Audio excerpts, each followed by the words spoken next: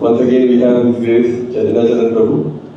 We have been having a lecture inflow of Krishna Katha, of philosophy, of the practical understanding of how to apply some of the teachings of Krishna consciousness. I mean, yesterday we started the series on Ramayana, and Prabhu decided to continue this for 3 more sessions. We're going to have the second session today. And we have third one just after this at 10:30 at Woodlands. I think if devotees want to follow, they can. And then we have one in the evening at Sankang Temple. So let us all take avail this wonderful opportunity to come and hear Prabhu. I think without further ado, let's welcome Prabhu by loudly chanting Hari Bol, Hari Bol, Hari Bol. Om Jnanatimirandhasya Jnananjanashalakaya Chakshurunmilitam Yena Tasmai Shri Gurave Namaha. Nama Om Vishnupadaya Krishna Presthaya Bhutale Shrimate Bhakti Vedanta Swami iti namine. Namaste Saraswati Deve Gauravani Pracharine Nirvishesha Shunyavadi Paschatya Desha Tarine Vancha Kalpatarubhyascha Kripa Sindhubhya Evacha Patitanam Pavanebhyo Vaishnavebhyo Namo Namaha. Jai Shri Krishna Chaitanya Prabhu Nityananda Shri Advaita Gadadhara Shrivasadi Gaura Bhakta Vrinda. Hare Krishna Krishna Krishna Hare Hare Hare Rama Rama Rama Hare Hare.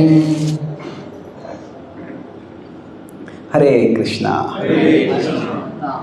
Thank you for coming today, and let's do a quick recap of what we have discussed till now. Yesterday I started talking about how there are 4 levels at which we can understand the scriptural stories. Anyone remember the 4 levels? Literal, ethical, allegorical, and devotional. So now we discuss the positives and negatives of each of these perspectives. It is not that scripture is an allegory, scripture is a reality, but there are some allegorical or symbolic significances over there. So it is not that scripture is written just for teaching us ethical lessons. These are actually incidents that have happened where the Lord has acted, but through the way the Lord acts, there are also ethical lessons to be learned. So we don't want to limit scripture to any one perspective alone. And we approached the Ramayana from the ethical perspective, focusing on the incidents that led to the abduction of Sita. And the 2 main themes that we discussed, while going along the narrative of the story, but one is how there are so many complex factors that lead to something bad happening. And we shouldn't be looking for a scapegoat to pin the entire blame on one person. Rather, our focus can be on trying to find a solution, that is being responsible. And by trying to find a solution, a cure, we can also try to look at the cause. So that is the theme which we'll move forward and discuss today. The other was that Lakshman didn't take Sita's words to heart and forever keep that accusation inside him. So don't see intention in words that are spoken intention. So let those words go. So now Ram and Lakshman are rushing back towards the hermitage. In the meanwhile, as soon as Lakshman has disappeared, Ravan has been waiting. He comes forward. And Ravan comes initially in the garb of a sadhu, a sage. He wants to lower Sita's guard. And when he comes, now till now, he has not actually seen Sita much. He has heard about her beauty and he has been waiting in the hiding. Now he comes forward, and as he approaches the hermitage, Sita is moving around outside the hut, looking around. Is Ram or Lakshman, any of them coming back? What is happening? And she sees this sage and she naturally offers her respect. And then she says, kindly wait, my husband will soon come back and then we can serve you some food. So as Sita is waiting in anxiety, as Ravan looks at Sita and sees her beauty, he's already planned to have her, but now yes, I'm going to have her, whatever it takes. Now initially Ravan's plan is not necessarily to abduct Sita. He has such an ego that he thinks that if I can just be alone with her, I can just win her over. He starts, so he wants to get her alone. He has his plan B is to abduct her if required. But he thinks that she will come willingly with me. Now, there is karma. Now, karma is, you could say, that is just a normal part of human existence. But the karma that becomes especially problematic is that which goes against dharma. Krishna says, kamesha krodesha. That krodha at one level can refer to the anger that comes when we try to fulfill the desire and the desire is not fulfilled. But it can also refer, Krishna puts both of them in the same breath. It also can refer to the krodha that comes because of the boundaries that don't allow us to fulfill the karma. So, kama plus krodha, these can refer to 2 different stages, because krodha can be a separate anartha also. But when Krishna puts kamesha, krodesha together, what this refers to, it's the lust, or generically the desire, that rages against boundaries. Nobody can fulfill every desire that comes up within them. Everybody has boundaries. You have physical boundaries, social boundaries, cultural boundaries, legal boundaries. And the desire that is so wild and uncontrollable that rages against boundaries. Why should I not do? Why should I not do this? Who says I can't do this? So it can rage against culture, it can rage against religion. And there's an atheistic thinker from France, he said, in Christianity there is the idea of the forbidden fruit. Many of the commandments are thou shalt not. Thou shalt not do this, thou shalt not do that. So he came up with the idea, it is forbidden to forbid. So he said, why should there be any rules? Who told that we should not do certain things? So the idea that now we may say today's culture, mainstream culture has become quite sexually libertarian, people mix with each other, man, woman, whatever. But even in such a libertarian culture, in liberal culture, there are boundaries. There are legal boundaries, the basic boundaries of consent. If there is no consent, it's a severe crime. So the point is, boundaries always have to be there. So kama, dharma, artha, kama, moksha, kama is a natural part of just being human. But an essential part of being human is also keeping the kama within boundaries. So the boundaries are basically dharma. Now dharma can mean religion, dharma can mean various things. But the idea of boundaries, we all belong to a larger whole. And dharma basically means harmoniously belonging to the larger whole. Harmonious belonging. Say for example, if you are driving a car on a road, then following the rules of traffic is dharma. So harmonious belonging to a larger whole. When we drive on the road, we are becoming a part of the road transport system. Then we need to belong properly. So dharma is not just a set of religious codes that are given in the past. Yes, they are there. But there is an underlying principle that is universal. So when kama makes one rage against boundaries, then that is when the kama starts becoming destructive. So for Ravan, the fact that Sita was married, that was just an insignificant inconvenience. That didn't stop him at all.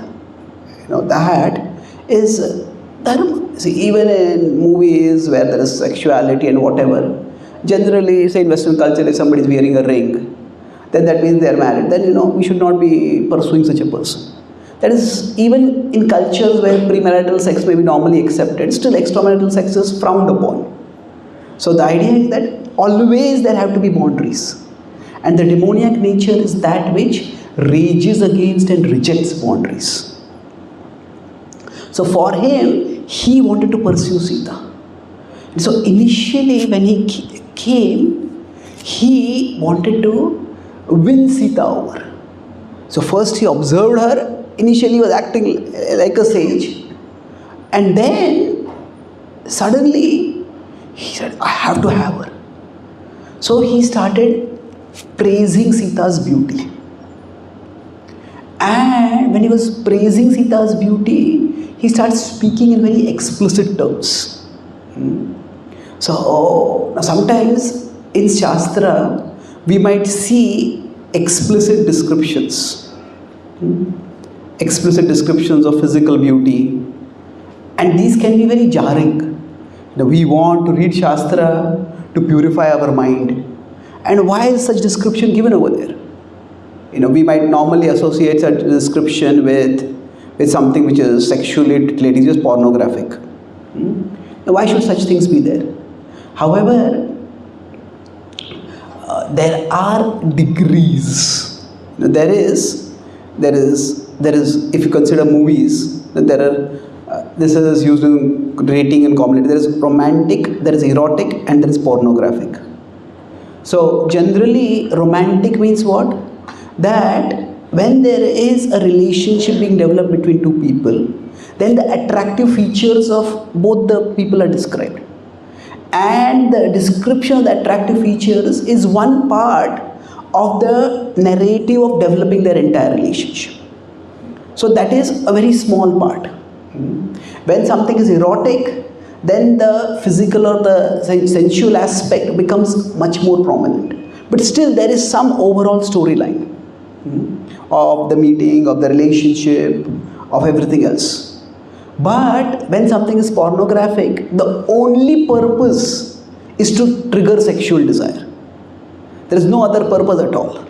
There is often in such videos there is very little backstory. The backstory is no actual relationship at all. So what is described in scripture, just because it is explicit, does not mean it is pornographic. It is, Shringar is also a rasa. Generally, Shringar is beautification. Like we have Shringar Arti. We dress the Lord in beautiful ways and then we behold the Lord. So Shringar is also one of the rasas that any kavya, that any Shastric literature is expected to have. Now that Shringar is generally, it is described in places where it serves to advance the storyline. So, what do I mean advance the storyline? Say for example, in the Srimad Bhagavatam, in the 8th canto, when the Mohini Murti pastime comes up.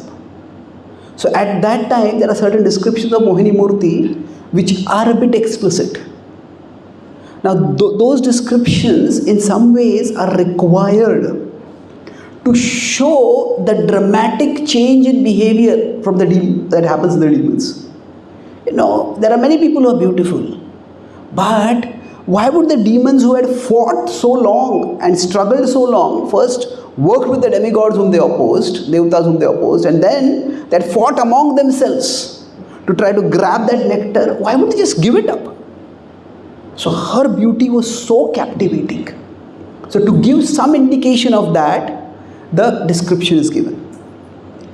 So similarly, when Hanuman is in Lanka, at that time when he is peering, he's trying to find where is Sita and he's peering in through the windows to see where Sita is. At that time there is a bit explicit description.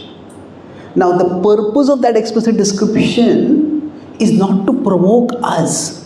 It is to show how Hanuman was unprovocable. That how he was so fixed in his service to the Lord that he did not get disturbed. So now in this particular case, when Ravan is describing the beauty of Sita, now his purpose is to win her over. And normally when a boy tries to develop a relationship with a girl, some girl, you know, he may praise her beauty. Now, depending on culture, you know, which aspects of the beauty are praised, how descriptive the praise is, that may vary from culture to culture. But the idea is, praising the beauty of a girl can soften her heart, can attract her. And then after that, what does Ravan do? You know, he brags about his wealth. That first he praises her, and normally, see, when we are speaking something, we are observing others. So, you know, if we are arguing about something and we are seeing, you know, is this person softening, is this person accepting my point? And if that's not happening, then we shift to something else. So, when he praises her beauty, you know, Ravan, Sita is actually taken aback, she's shocked. Ravan has become so agitated by his desire that he has forgotten he is in the garb of a sadhu. For Sita, she has interacted with many sages. Sages are not expected to behave like this. So she's taken aback. And when Ravan sees this, he's taken aback. Why is she not becoming pleased? And then he realizes, then he changes his form. And then he says, I am Ravan. Now Ravan had 10 heads, but he didn't always exhibit the 10 heads. So he says, Ravan, I am the king of Lanka. I have a kingdom of gold.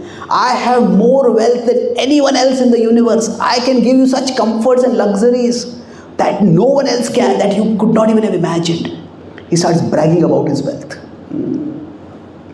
So generally, that is one way in which a man may try to win a woman over. So when he does that, and still that doesn't seem to impress her at all. In fact, she becomes shocked. She becomes somewhat shocked and alarmed when he says, I am Ravan. And he starts thinking, why is she not being impressed? He has such an ego, he can't imagine that anybody will not be impressed by him. See, somebody who is completely given to wealth and pleasure, Bhogaishwarya Prasaktana, then they can't imagine anyone who is not given to those things. So, such people think that everybody is interested in those things only. He says, why is she not impressed by this? They start thinking, maybe, because she still has some feelings for Ram. So normally if a boy is proposing to a girl, he may praise her beauty, and then he may brag about his own wealth. And then if she might be interested in some other boy, then he will start trashing that boy. He's only like this, like that. So he starts criticizing Ram. He says, now what can Ram give you? He couldn't even protect his own kingdom. He let himself, like an imbecile, be exiled. He forced you to live a life of poverty. What will you give? What do you get with it? Just abandon him. So Sita's emotions, they change from initially shock, taken aback, then she's filled with a bit of alarm and horror. But then as Ravan, Sita's emotions, as he makes his advances, initially when it is her beauty being praised, she's shocked. When he starts revealing his identity and talking about his wealth, she's horrified, because it's Ravan. But when he starts criticizing Ram, at that time she is angered. She is actually disgusted and angered. Now this is something he didn't expect at all. He expected that she would be impressed and she would come willingly with him. And she says, when he sees that she is not at all being softened, he decides, I have to abduct her. And then he bounces forward and abducts her. So now, this is one storyline which is broadly following the Valmiki Ramayana. Now there is the additional description that is given, that is of the Lakshman Rekha. Now generally, if we hear the Ramayana or the Mahabharata, we may hear many different versions. That this story is there and this additional detail is there, this is there. So it is, in the story there can be many embellishments. Embellishments means like additions that are beautifications. So generally speaking, the Lord's pastimes are immense. They are unlimited. And no one poet or author gets a monopoly on the revelation of those pastimes. So therefore, the Valmiki Ramayana is the Adi Kavi. What he is given is the original. But along with that, there are other poets who have also described, and their revelations or their descriptions can also be accepted as long as two things. So embellishments, when can they be positive? When they enhance. When they enhance the details or the emotions. They tell some more new details, or they enhance the bhava. But they cannot be accepted when they contradict the details. What is already given in scripture, if they contradict the details, or they completely contradict the emotions. So later retellings, now of course we can always talk with the traditional teachers and the commentators to know what is accepted or not, but this is the broad principle. Shastra is not, especially the Lord's pastimes, are not like a frozen body of knowledge. So even Rupa Goswami says there is Shastra Praman and there is Loka Praman. If you go to Vrindavan, there are many stories about Krishna which the Vrajavasis tell. Now those stories may not be there in any Shastra. In fact, the very celebrated story of Krishna having a headache and wanting the dust of the feet of the gopis or the feet of his devotees, and only the gopis being ready to give the dust. Now that is not there in any Shastra, that is not there in the Goswami literature also. At the same time, that illustrates with extreme beauty and clarity the extraordinary selflessness and the love of the gopis. So it is according to the bhava, very much according to the bhava. So it enhances. So basically, there is Shastra Pramana, and then there is what Rupa Goswami calls as Loka Pramana. Loka Pramana means that what is generally accepted by not just common people, but by a broad body of people, or by respected people, by devoted people, what is appropriate. So knowledge, wisdom is not something which is a fossilized body given at one time and never available afterwards. Krishna says, Vedaishcha sarvasya chaham hridhi sannivishtam. Krishna is there in people's hearts. Krishna is constantly giving knowledge. That's why there's a living tradition. So, now sometimes, of course, some details can go very far away. There is something called Jain Ramayana in India. Because the Ramayana became so popular, other religious traditions also started using that. So Jain Ramayana has more or less the same story as the Ramayana, but the key difference is when Ram goes to the forest, all the sadhus that you are meeting are all Jain sadhus.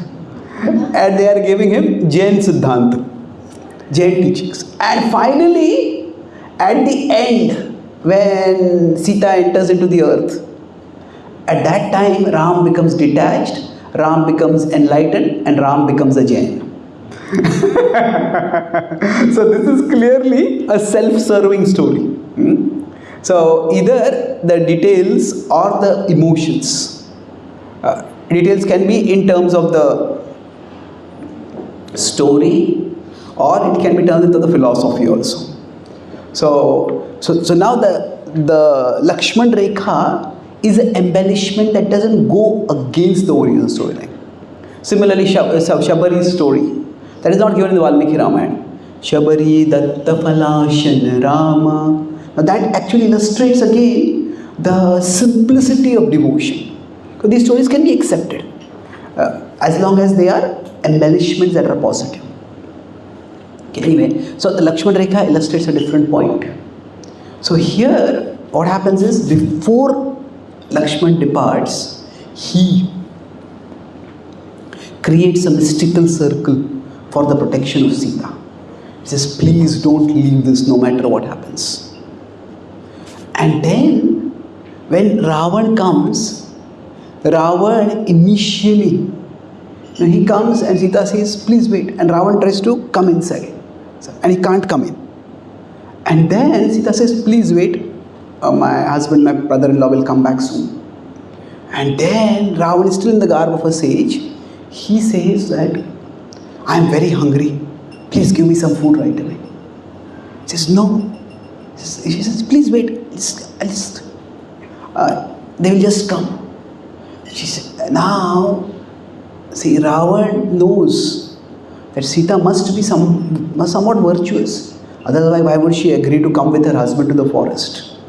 So, in this world, generally, if we have vices means if somebody has lust, somebody has anger, the vices can be exploited by others. So, if somebody is greedy, they can be exploited. So, like we discussed yesterday, how Shurpankhar exploited Ravan's lustiness. But the nature of the world is that sometimes even our virtues can be exploited. That virtues we may have a tendency to do good, but people can be so manipulative that they can exploit even our tendency to do good. So, for example, somebody is very charitable. If somebody goes and asks them for help, they will always give some help. But somebody may exploit that, isn't it? Rather than doing something to help themselves, they constantly become dependent on the other person and start exploiting and bankrupting the other person. So, sometimes good attribute like charitability or helpfulness can be exploited. So, in this case, what Ravan, he's come in the garb of a sage, he exploits Sita's service attitude. He says that, I'm hungry, give me food right now. He says, please wait for some time, he says. And he says that, have you not heard about the anger of the sages? If you make a sage angry, you will be cursed, and not only you, but your entire family will be cursed. And Sita's heart starts trembling because of this. And he starts thinking, already there is anxiety about Ram, there's a little bit of a guilt that I sent Ram away into the forest because of the deer that I wanted. So I don't want to cause any further trouble. And thinking in this way, she steps out of the Lakshman Rekha. And when she steps out of the Lakshman Rekha, then Ravan reveals his real form, his real intentions. And seeing her reluctance, he abducts her. So this is especially painful in the world. Now normally, if you consider, there are various kinds of sufferings that can come upon us. And there is, at a basic level, there is suffering which is adversity. Adversity means there's some stock market crash and we lose our money. There's a pandemic and we lose our job. That's adversity. Now, then there is atrocity. Atrocity is, does anyone know the difference between adversity and atrocity? I asked this question in India, and one boy, a college student, he said, this question is adversity and atrocity for me.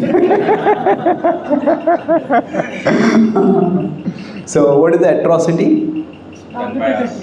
Yes, targeted. I think we discussed this earlier. There's a human agent. Now, adversity can come naturally. So, if somebody tries to hurt us, goes out of our way to hurt us, then that's an atrocity. Now, say, I didn't do anything to you, and still you are hurting me. That's very painful.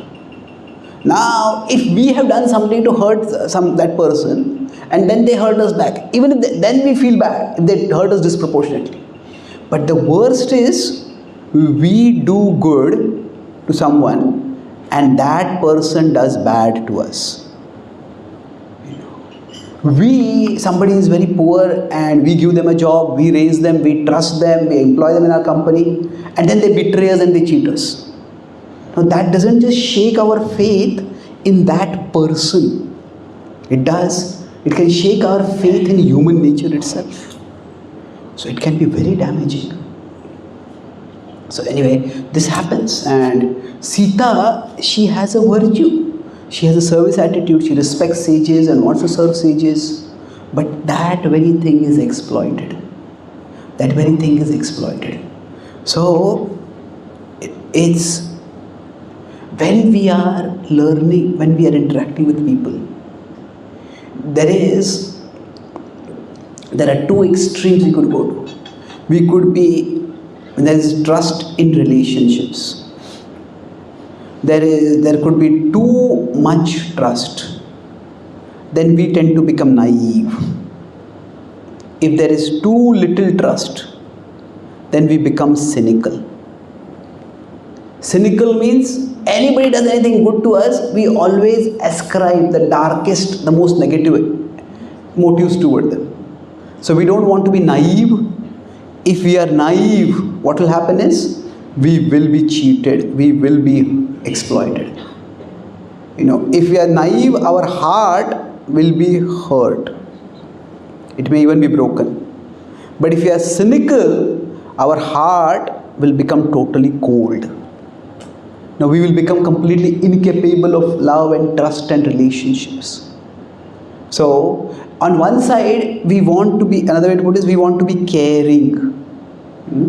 But we also need to be careful. Like if there's a pandemic and then we want to help someone, but if we don't have a mask, if that person does not have a mask, in trying to help them, we might get into trouble. So even when we are trying to do good, good intentions are no substitute for good intelligence. Good intentions are important, no doubt, but good intentions are not a substitute for good intelligence. So good intelligence is where we have, if we really want to do good in the world, we certainly need to have good intentions, but we also need to have good intelligence. Then combined we can have good results. So sometimes we want to help, even in the devotee community, sometimes we want to be of service, and service attitude is important. But sometimes, this devotee tells us do this, that devotee tells us do that, that devotee tells us to do that. And then we start feeling so overwhelmed. And we do everything for everyone, and then afterwards, when we need help, nobody seems to be there for us. Then we will feel betrayed, we will feel abandoned. So, yes, we want to be of service. At the same time, we all have our human limitations. We all have multiple dharmas. We have our own sadhana apart from our seva. We all have our family responsibility. We have our jobs. So there are, sometimes we need to say no. Of course, we have to be careful. We don't want to displease and hurt devotees. But at the same time, even a good thing can become a bad if it is done indiscriminately or excessively. So there are boundaries required not only for our vices, but also for our virtues. So Ravan exploits Sita's respect and service attitude toward the sages. And then he abducts her. Now, as soon as Sita realizes Ravan, she tries to run away. But Ravan is just too fast, too strong. He catches her, drags her. And then, now Ravan has not brought his Pushpak Viman over here. He wants to be a little discreet over here. He wants to sneak in and come in. So he's brought his ordinary chariot. He summons his chariot and then he gets on that chariot. Now as Sita is abducted, it's like a complete chill falls over the entire forest. It's as if the whole of nature is horrified at what calamity has befallen. And yet, because Ravan is such a scarily powerful demon, nobody is there to intervene. Nobody can stop him. And as Ravan is moving on, is racing away, Sita sees someone along the way. Who is that? Jatayu. She sees Jatayu atop a tree. He's resting over there. Now Sita, although she is a woman, she is a Kshatrayani. She is a Kshatriya lady. And she immediately assesses the power of different warriors. She recognizes that Jatayu will not be able to fight with Ravan. She says, "Oh Jatayu, please help me." He says, "Tell Ram that I have been abducted by Sita. Don't try to fight with Ravan." Jatayu sees Ravan going by and he hears what Sita is saying, and immediately he flies up and he starts going along with the chariot. And Jatayu tries to chastise Ravan. He says, "You call yourself a hero." Now he knows straightforward, a good instruction is not going to help him. So he tries to trigger his Kshatriya pride. He says, "You call yourself a hero? But what kind of coward are you? If you want Sita, challenge Ram. You are just being an utter coward abducting Sita like this. Wait till Ram comes back and fight with her." Ravan, he has his pride, but here his lust is very strong. And he, thinking my whole conspiracy has worked, now I am going to go. He neglects Jatayu. And then when Jatayu sees that Ravan is just not listening to him, he decides that I have to fight with him. Now, you see, Sita has told him, don't fight. Why does he do that? It is that although he's a vulture, among birds, vultures are actually quite fierce birds. Eagles or hawks are dangerous birds. But vultures also no small bird. Vultures are also powerful. So he has a bit of a Kshatriya spirit. And he says, he had a friendship with Dashrath. So Sita is like a daughter for him. He says, I cannot just stand by while she is being abducted. I will not be able to live with myself if I just let her pass by. So generally, when we face a difficult situation, that when we face a very difficult situation where fighting in that situation is may or may not be feasible for us. So to fight or not, there are broadly two factors to decide. There is our position and our disposition. So our position means if there is a riot going on and somebody is the police can't run away from there. That is your position, that is your role. But there is a disposition also. No, for some policemen this might just be their job. But if a police person is off duty, they are going on a vacation, and there they see somebody being robbed. If they have that disposition, they will want to protect over there also. So generally, fighting or not fighting, that is determined both by our social role as well as our mental disposition. So Jatayu just can't live with it, he has to fight. Now when he fights, because of his affection and care for Sita, he fights fiercely. He fights like never before. Ravan thinks this is just a noisy irritation. He will just get tired and he'll go. That Jatayu will fall back. But he doesn't. When Jatayu attacks also, he just treats him like a pesky inconvenience and tries to dodge him. He doesn't want to even spend time fighting with him. But Jatayu starts attacking him. And Jatayu catches him from behind. And first catches him by the hair and just drags him around. Now for Ravan, this is humiliating. And a mere bird is just dragging him around. He turns around and tries to attack him, dodges him. Then Jatayu fights and actually rips off his arms. It's a spectacular feat. But Ravan has mystical powers. Not only can his head regenerate back, even his arms can regenerate back. And Jatayu, whatever he does, he doesn't seem to be having any effect. And Jatayu keeps attacking him. Ravan is also Kshatriya. He realizes Jatayu is far more formidable than what I thought. And then Ravan decides to fight dirty. Fight dirty means what? Like fight fair means you fight with the other person on the same terms. Like say fight dirty means say if one player in a cricket match, one player is playing very well, then what do? You try to disturb the rhythm of that player. You suddenly create some break. Maybe I'm injured, so get somebody else to come on this, delay the flow. Try to disrupt the flow. So what he does is, he sees that Jatayu is old. Jatayu will get tired soon. So what he does is, now he is flying and Jatayu swoops down upon him. When he swoops down, he just dodges. He just dodges and lets Jatayu go. And then again Jatayu has to come back. And when Jatayu sees that this is again happening, he decides that I will deal with him. He attacks his chariot and his charioteer.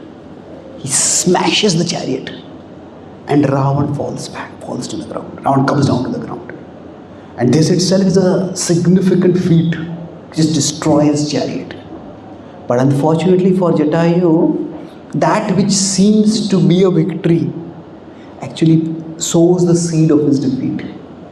Because while Ravan was in the sky, he could just come straight to him. But now, to attack Ravan on the ground, Jatayu has to come from above to the ground and then again fly away. And each time he comes down forcefully, tries to attack Ravan, and Ravan dodges. And then Jatayu has to fly away. Now, all this starts exhausting him more. Each time, going up, and Ravan is observing. Each time Jatayu is going up, he is becoming slower. He's becoming slower, and eventually, when Jatayu just charges up to Ravan, and Ravan dodges him, and as Jatayu is moving, just because he becomes a little slower, Ravan lunges forward and lops off his wing. Jatayu trembles. Jatayu tries to move forward, just cannot. Then Ravan comes forward and lops off the other wing also, and Jatayu collapses to the ground. Now Ravan is not even interested in killing Jatayu. He thinks, let him suffer. Let him die at his own pace. He turns towards, grabs Sita. Sita tries to run away, but he grabs her and then he goes on. Now, at this point, the Jatayu story itself can go much longer. But the point is that Jatayu's actions can sometimes seem in vain.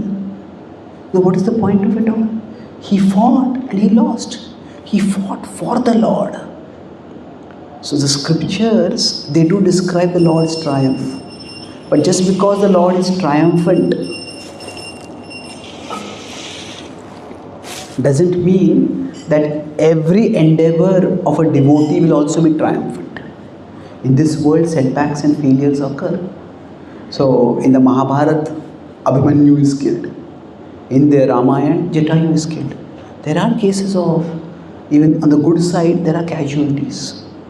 But Jatayu's endeavor does not go in vain. In two ways it is described. Actually, three ways you can say. First way is that, see, in the Vedic times, there were many rituals that were done. Rituals, yajnas and all these things. So we often associate these with religion. And that is true, but actually in those times, these are more like technology. Why? Because yajnas would be done by which power could be acquired. So even demons would do yajnas, by which they could get powers. So when Ravan fought with Ravan also had his brahmanas. And those brahmanas were doing yajnas so that Ravan would win over Ram. So his brahmanas were called Yatudhanas.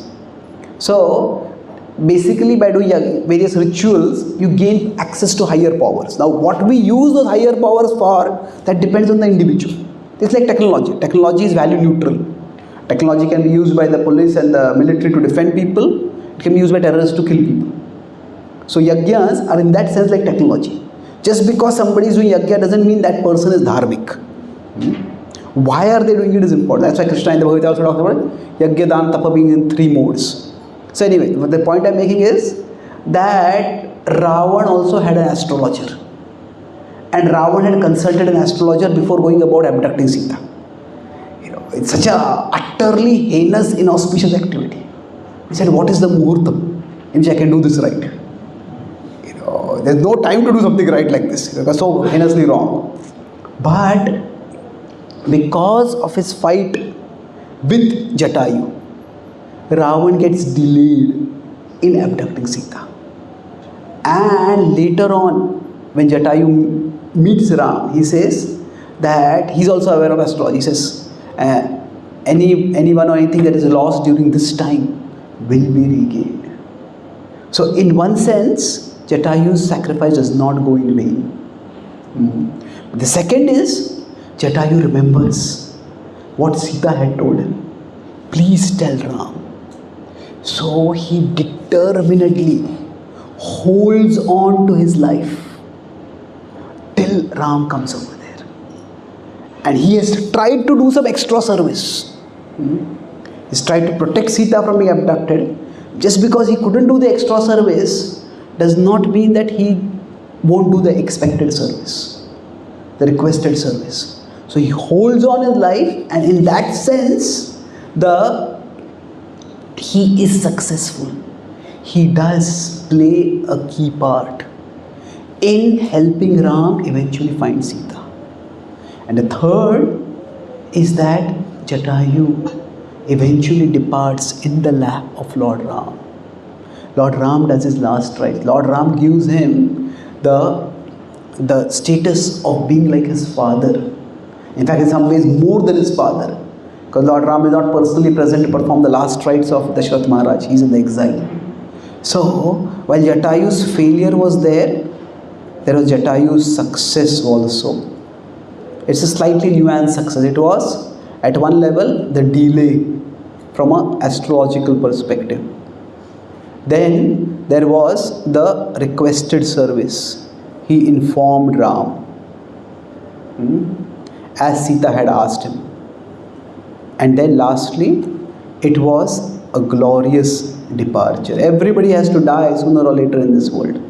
But to die in the presence of Lord Ram, being embraced, being expressed gratitude to by Lord Ram, and having the last rites being performed by Lord Ram, that is supremely auspicious. So Jatayu does play his part over there.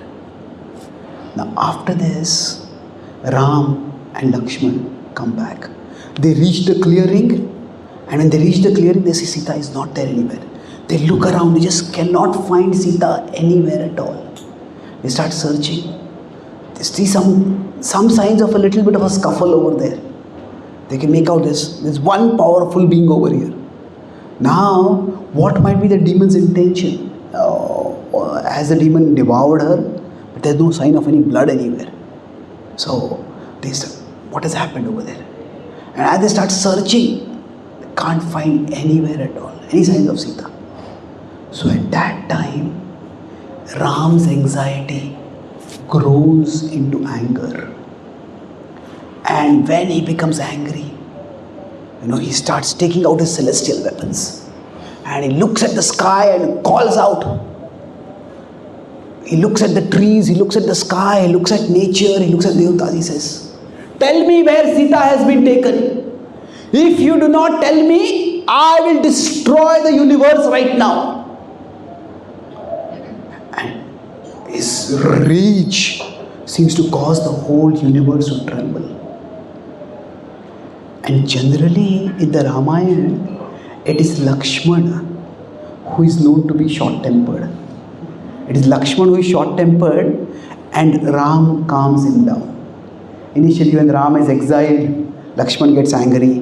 Then when Bharat comes with an entire army, Lakshmana becomes angry. Each time Ram calms him down.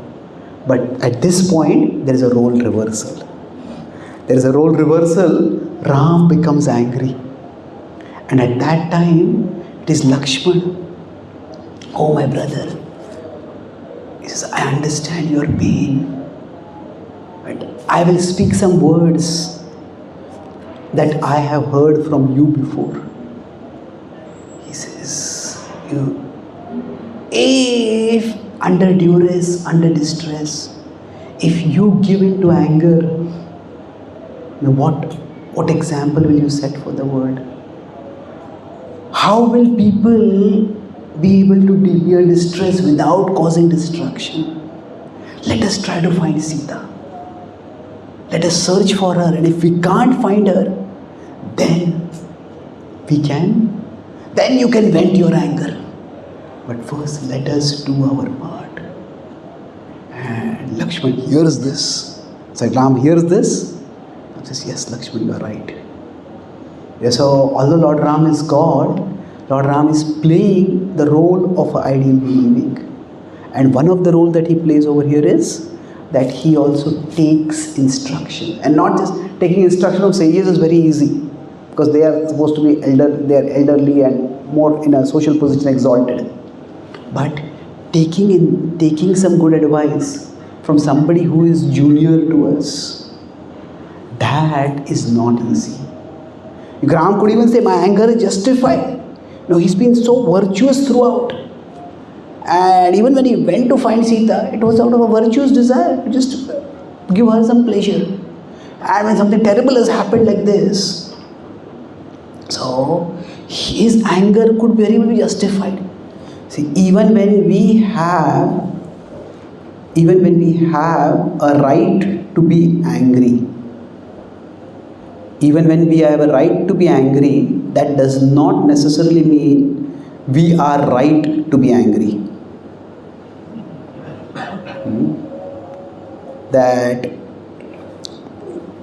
That person has done something which is outrageous, which is terrible, and I have a right to be angry.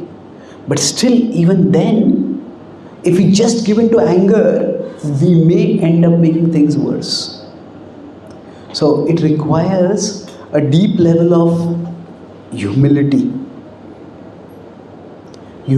to actually not give in to anger, and humility especially to be pacified by the words of a junior. So sometimes our ego comes in the way, and this Ram's behavior can be contrasted later with Ravan's behavior. When Vibhishan tries to give him some good advice, what does Ravan do? Ravan rejects Vibhishan. Ravan humiliates Vibhishan. Ram does not give in to anger over there. So for all of us also. Now Lakshman is respectful in the way he gives some good advice. But it's important that we all be ready, be open. One time when Prabhupada was in Europe, there was supposed to be a fire sacrifice supposed to be done, and for the Yagya, and everything was messed up. The flowers were not there, the fruits were not there, the ghee was not there, and Prabhupada got upset. And Prabhupada got angry, and Prabhupada started chastising the devotees. And at that time, one hippie, he had come to watch the ceremony. And he came to Prabhupada and he said, Swamiji, don't get angry, just chant Hare Krishna. And Prabhupada looked at him initially. Prabhupada was angry, Prabhupada glared at him. And all the devotees, bated breath, what is going to happen now? And then Prabhupada just picked up his bag and started chanting and walked away from there. So, Prabhupada's anger was also transcendental. It was concerned that the service to Krishna and Guru should be done properly. But still Prabhupada calmed himself down. So, it shows character to be able to take good advice even from sometimes a person who is a junior. So, here we will see Jatayu did what he could. Ram was trying to do what he could. Lakshman did what he could. I'll conclude with last part now.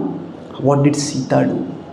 At one level, she was helpless. Now, see, when something terrible happens, there is something like a mental fog that can come up. We just can, when some adversity comes, people can just become so disturbed mentally that they don't even know what is happening.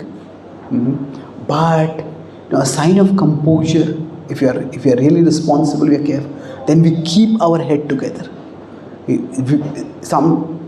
Sometimes there is this whole feminist idea that women are shown in a lower light in the scriptures.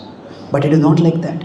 If you see the Mahabharata, Draupadi is the only person who actually remembers dharma in that adharmic assembly. And she tries to remind everyone of her dharma. She doesn't panic, she doesn't collapse. She doesn't just cry and start crumbling. She's crying, but she's still maintaining her dharma. And Krishna appreciates her for that. He said that in that dishonorable assembly, everybody who was present, they emerged stained by dishonor. And although all of it was done to dishonor you, Draupadi, you emerged as the most honorable person through it. So Sita also, just like Draupadi is a strong character, Sita is in her own way a strong character. She has a different personality. Sita doesn't just panic and give in to fear and collapse. As she's being abducted, she's watching. She's calling out for help. But there is just no one who can help. So her throat is becoming hoarse. She stops. And then as they're passing by the Gandhamadan Parvat, the Pampa Sarovar in that area, then she is looking around, is there anyone to help? And she sees some strange looking beings. They look somewhat like monkeys, they look somewhat like humans. The word Vanara, there is a imaginative etymology for that. Vanara, wise or, hey, are these humans? They look so much like humans, so Vanara. So she sees them and she calls out, help! And then they look up and she's also Kshatriya, and she says their faces look very kind. Now Ravan is going very fast and way up. They can't help her. But while Ravan is taking her along, Sita immediately, she takes out some of her jewels. She rips off a part of her cloth and she ties those jewels in the cloth. And all this happens within moments. Now, Ravan is not waiting. Okay, you want to see? Let us see. Now Ravan is just racing along. But she has that presence of mind at that time. And she drops the jewels. And all of them are these Vanaras. Who are there? There is Sugriva, there is Hanuman, they are watching. They go and collect those jewels. And later on when Ram comes, at that time Ram gets those children. Ram is so moved to see them. Know that Sita is alive and that Sita is confident, hopeful and confident that she will be rescued. So sometimes life may put us in very constrained situations where there may seem to be very little in our power. But just because what is in our control is very little does not mean that there is nothing in our power. So within whatever little was in Sita's power, she did what she could. She left a clue for Ram to find her. So this is actually for all of us, we need to be resourceful. One of the characteristics of Kshatriya is Daksham. Daksha is expertise, it can also mean resourcefulness. Now resourceful, what does it mean? Literally it means full of resources. But that's not the only meaning. It also means one who can fully use whatever resources are available. One who can fully use whatever resources are available. If something very small is available for us, we use that very small thing. Rather than worrying or resenting, oh, this is not in my control, that is not in my control, this is happening, that is happening. Okay, this is happening. What can we do within what is happening? Okay, what is in my control? So generally, when suddenly things start going out of our control, our tendency is to get angry or panic. Why is this happening? I can't do this also, I can't do this also, I can't do this also. But okay, what can I do in this situation? So we need to be resourceful. When Srila Prabhupada was in America, he went to Butler, then he came to New York, then he went to the Lower East Side, and there he was staying at a place where another hippie was staying. That was David Allen, and this person seemed to be very receptive. And Prabhupada wrote a letter to Sumti Moraji, his Indian sponsor, saying that he may well become the first American Vaishnava. He may even take initiation. Prabhupada had such great hopes in him. And suddenly, one day, this person just had a relapse with drugs and he went mad. And he just, in that drug-induced craze, he came to attack Prabhupada. And Prabhupada was all alone in that house, nobody was there. And when people go high on drugs, they have no awareness of what they are doing. So there were 3 long, curved stairs. Prabhupada had to just rush down the stairs. And Prabhupada came out. And he was on the streets. The counterculture, and especially the Lower East Side, is a terrible place to be in. In America, it's one of the few countries where people have guns. They have a legal right to have guns. So there are people who were sharpshooters. You just go and shoot anyone. Prabhupada was all alone on the streets. There were hippies lying on the streets, on the footsteps. They were unconscious, they were stoned. Some of them had passed out and even died. So they got terrible. Prabhupada was just as homeless as any of those. Above, on the roofs of the houses, there were crows who were moving around. And Prabhupada just had nowhere to go. And at that time, Prabhupada had a lot of setbacks. But this was probably the most painful. The person who was supposed to become a devotee, that person is attacked. Prabhupada could have really said, what is the use of all this? These people, there's no hope for them. They're never going to take up. I tried. Prabhupada had gone to America on a 2-month visa. And he kept extending the 2-month visa again and again. And the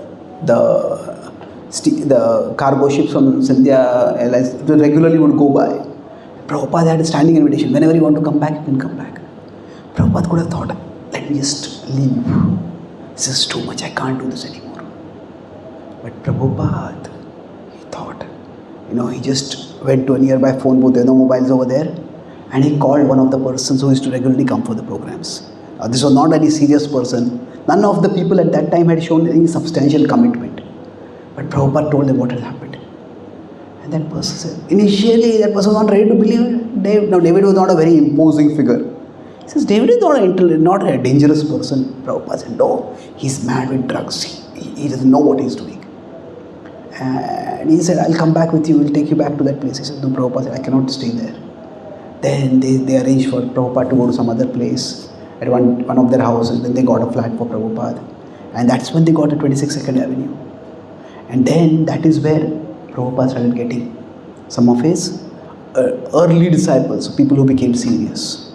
So at that point, when Prabhupada had no followers, Prabhupada had no place to stay, Prabhupada had no prospects of moving forward in his outreach. He could have just given up. He said, it's not working. But being resourceful means that we don't resent, oh, I don't have this and I don't have this, I don't have this. Okay, whatever resource I have, let me use it. Let me use it. So being resourceful is actually the opposite of being resentful. Resentful means we focus on what I don't have and we get angry. Why don't I have this? Why was this taken away from me? But what do I have and what can I do with what I have? That is being resourceful. And although Sita's abduction was a terrible, terrible incident, we'll see how everyone played their parts in trying to make the best of a bad situation. And through it all, eventually, a great good comes for the world. The whole universe becomes rid of the terrible demon Ravan. But during that process, it is a traumatic situation.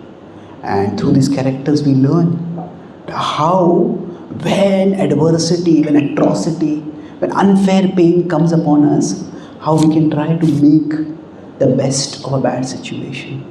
Throughout Sita's abduction, there is no miraculous intervention by which she is protected. Things are not miraculous, things are tragic.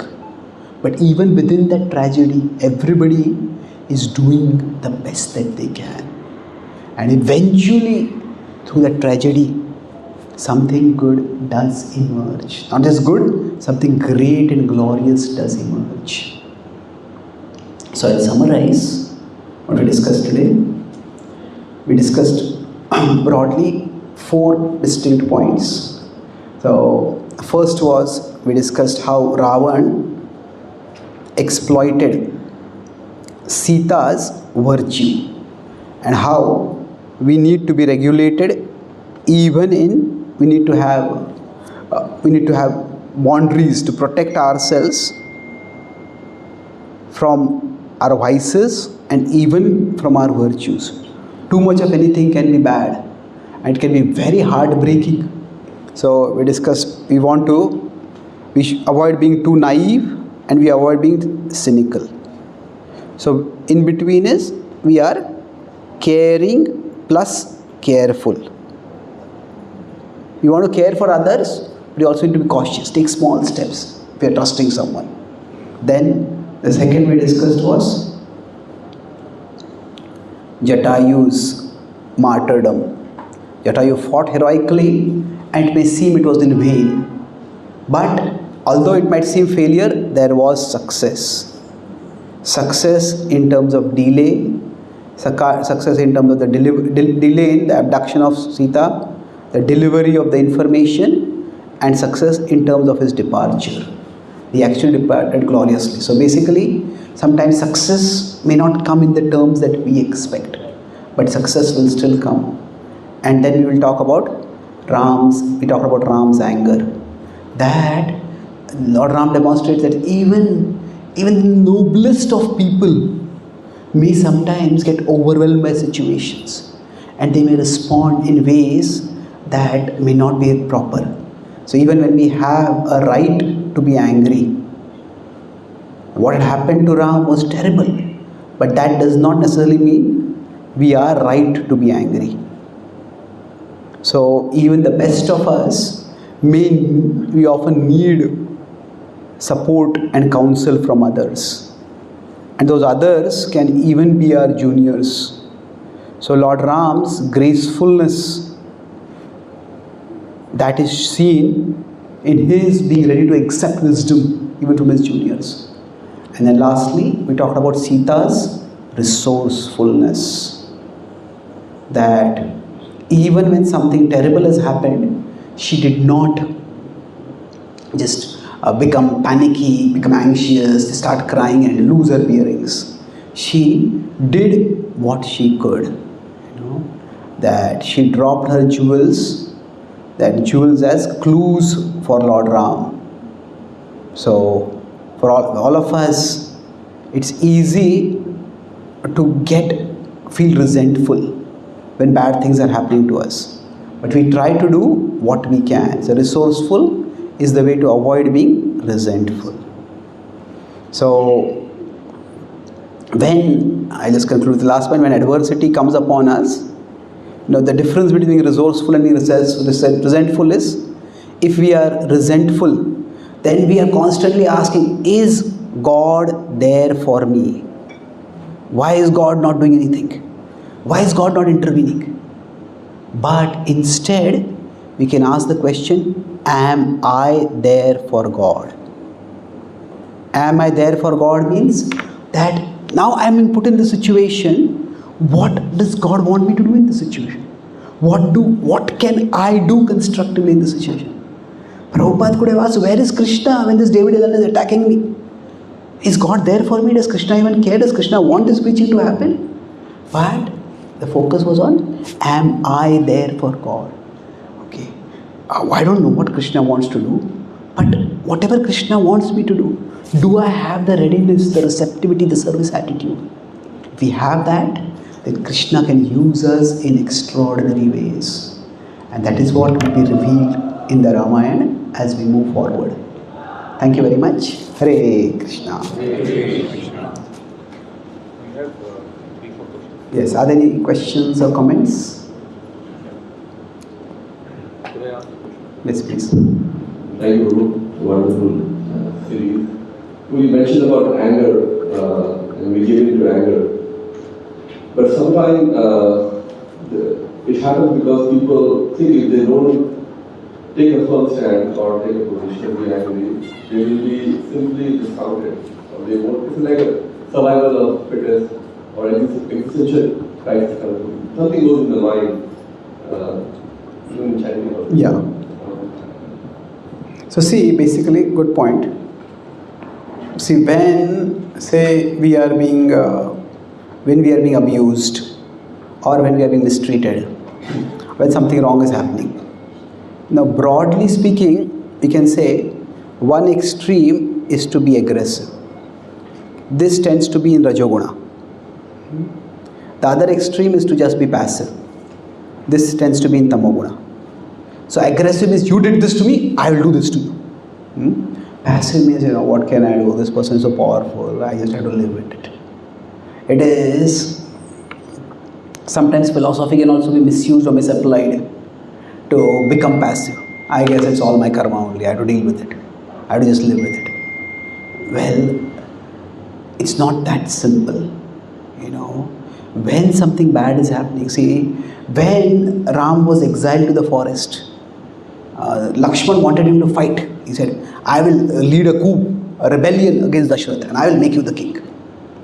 And if Dashrath stops him, I will shoot arrows at him. Ram becomes very grave and he says, if you shoot arrows at Dashrath, those arrows will have to go through me. And he says that this is destiny. He says, this is destiny. Accept it. It's an all elaborate incident, but basically he takes it as destiny. But then when Sita is abducted, he does not take it as destiny. He says, no, it was destiny, it happened. See, when bad things have happened,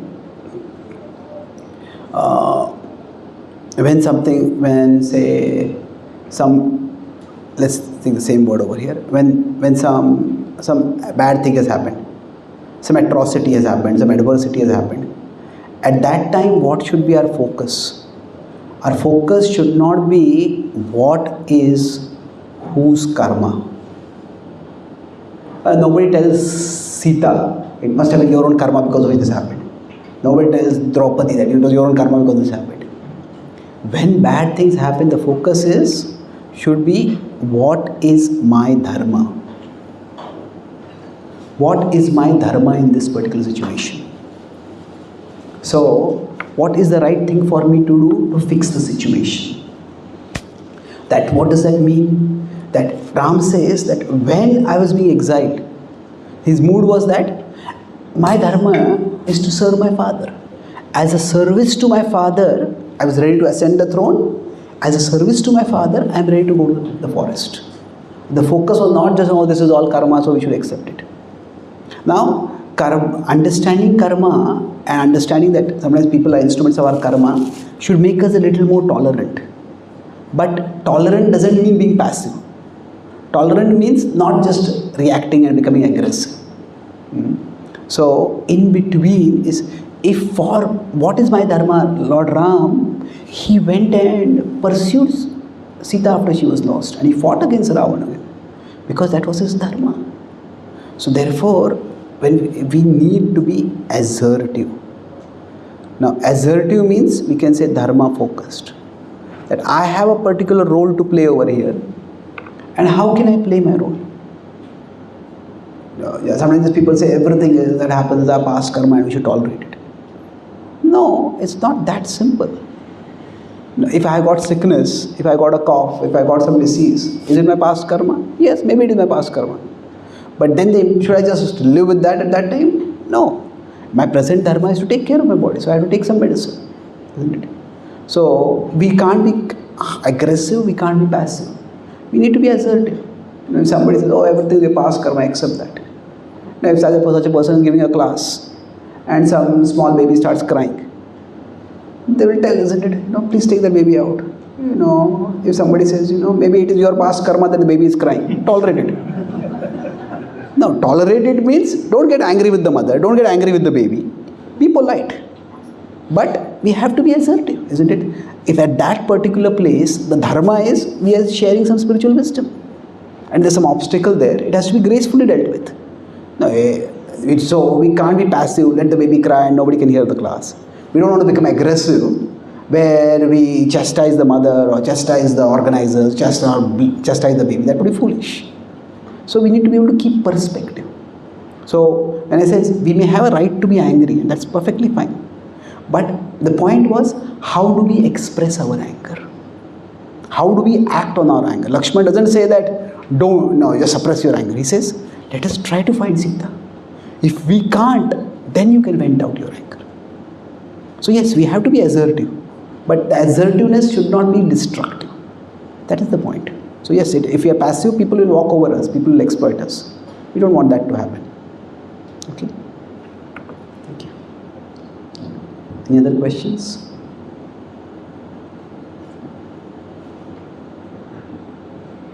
Yes, please.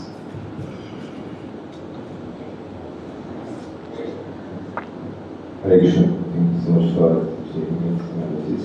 Prabhu, the way I see it is anger is also like pain, a strong emotion. So, generally pain is looked at negatively. But pain, to not have pain is also a concern. If certain things, when people have diabetes, certain part of their limbs become numb, they cannot feel any pain or they're so numb. So that is not a positive thing, that's actually a negative thing. Similarly, we are supposed to be angry for certain aspects. Right? It is supposed to, because it shows that you have the skin in the game. Yeah, of course. See, all emotions, they are essentially providing information. So fear provides some information. There might be some danger over here. If say a small child, if a child is peering out from a 10-story window and says, I don't feel any fear, and the mother will feel great fear, what are you doing? Isn't it? So fear is information. All emotions are information. The anger is an information. What is anger? What is the information that it gives? Anger basically tells us that something is wrong. In fact, not just something is wrong, something is seriously wrong with something that is seriously important for us.